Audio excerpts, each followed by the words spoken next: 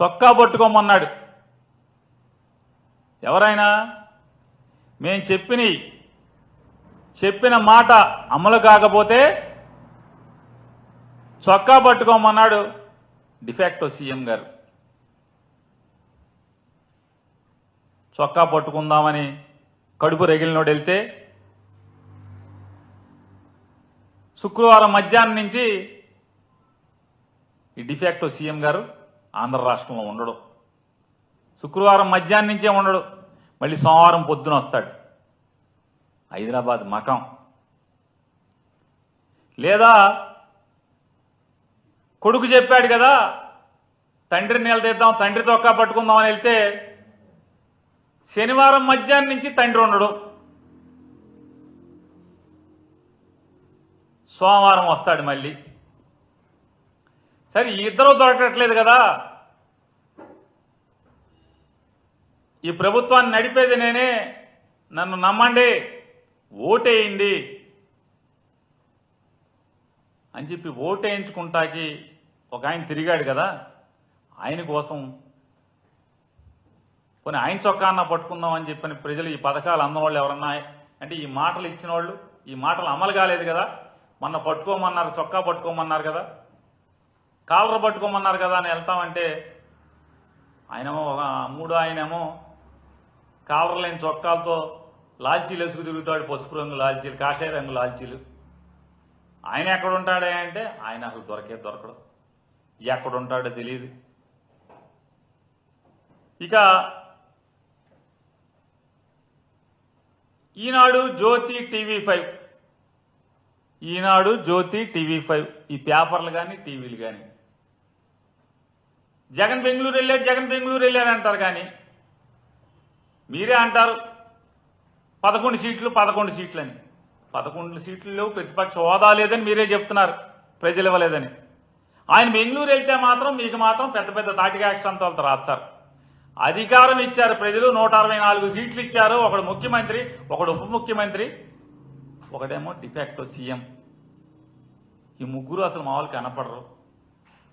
శుక్రవారం ఒకడు వెళ్ళిపోతాడు, శనివారం ఒకడు వెళ్ళిపోతాడు. ఒక్క రోజన్నా రాశారా? రాసిన పాపాను పోయారు ఎవడన్నా ఒక్కడన్నా? చేతులు రావా?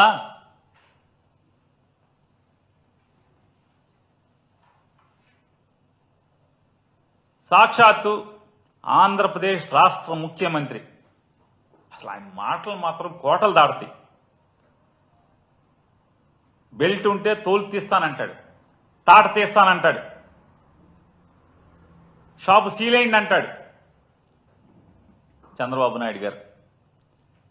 ఆయన నియోజకవర్గం కుప్పంలో కానీ లేదా ఇంకొక ఆయన ఉన్నారు, రకరకాల అసలు మామూలుగా అపరిచితుడు అనాలా లేదా దశావతారం అనాలా అర్థం కాదు మనకి. అన్ని గెటప్లు ఆయనే. కాసేపు మనకు అపరిచితుల్లా కనబడతాడు పవన్ కళ్యాణ్ గారు, కాసేపు దశావతారాలు, అన్ని పాత్రలు ఆయనే. కాసేపు హోమ్ మినిస్టర్ని పీకేస్తానంటాడు, నిన్న మొన్న చెప్తున్నాడు అధికారులు ఇక ఉపేక్షించను, తోలు తీస్తా తాట తీస్తా అంటాడు. ఊళ్ళో మాత్రం ఉండడు, క్యాబినెట్ మీటింగ్లకు రాడు, సమీక్షలకు రాడు, ప్రభుత్వాన్ని నడపటాకు ఉండడు. వాళ్ళేమో 25 ఇచ్చాం 50 ఇచ్చాం ఉంటుంది. ఏది నిజమో దేవుడికి ఎరగాలి, ఎర్ర పుస్తకానికి తెరవాలి. 25 ఇస్తున్నారా 50 ఇస్తున్నారా అనేది. ఇంకొకటి చెప్తాడు ఏదో టెండర్లో ఏదో చూస్తున్నామంటాడు. ఇక లేదా అనధికార ముఖ్యమంత్రి గారు ఒక ఆయన ఉన్నాడు, లోకేష్ నాయుడు గారు. అసలు రాష్ట్రంలో ఉన్న 164 నియోజకవర్గాలు లేదా 175 నియోజకవర్గాల సంగతి దేవుడి వరకు పక్కన పెట్టండి. వీళ్ళ 3 నియోజకవర్గాల్లో కుప్పం, పిఠాపురం, మంగళగిరి, ఈ 3 నియోజకవర్గాల్లో బెల్ట్ షాపుల్లో బ్రాందీ ఏరులై విచ్చలవిడిగా బహిరంగంగా బడ్డీ కొట్లలో ఫ్రిడ్జుల్లో పెట్టి అమ్ముతున్న పరిస్థితి మనకు కళ్ళకు కట్టినట్టు ప్రజలకు కనపడుతుంది. కళ్ళకు కట్టినట్టు ప్రతి బడ్డీ కొట్లో ఫ్రిడ్జ్లో, బడ్డీ కొట్లో ఫ్రిడ్జ్లో బీరు, బ్రాందీ, విస్కీ. ఇవాళ ముగ్గురు నియోజకవర్గాలే ఈ రకమైన పరిస్థితులు ఉంటే ఇక మిగతా రాష్ట్రంలో ఉన్నటువంటి 172 నియోజకవర్గాల్లో ఎలా ఉంటుంది పరిస్థితి? ఆలోచించమని అడుగుతున్నాను ఒకసారి ప్రజలందరినీ కూడా. నేను మాట్లాడేది కూడా మనందరం, మీరు నేను రోజు చూస్తున్నది, మన కళ్ళతో కనులారా కంటున్నది, చెవులారా వింటున్న విషయాలే. నేనేం కొత్తగా చెప్పట్లా, వాళ్ళలాగా స్టోరీలు అల్లట్లేదు. ఇవాళ మద్యం ఏరులై పారుతుంటే వీళ్ళ ముగ్గురు ఎమ్మెల్యేలే కదా, ఏంటి వీళ్ళ బాధ్యత ఏంటి?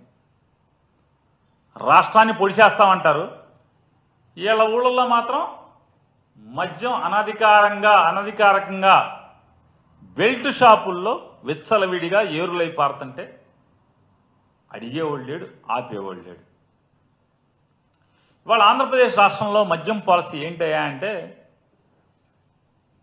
ప్రభుత్వం నిర్దేశించినటువంటి టార్గెట్ల కంటే కూడా 30-40% ఎక్కువగా మద్యం అమ్మాలి అని చెప్పని సాక్షాత్తు ఎక్సైజ్ అధికారులు బారు లైసెన్సుదారుల మీద, బ్రాందీ షాప్ లైసెన్సుదారుల మీద విపరీతమైన ఒత్తిడి చేస్తూ లిక్కర్ని డంపు చేసే పరిస్థితులు ఇవాళ టార్గెట్లు పెట్టి మరి మద్యం అమ్ముతూ ఉంటాయి.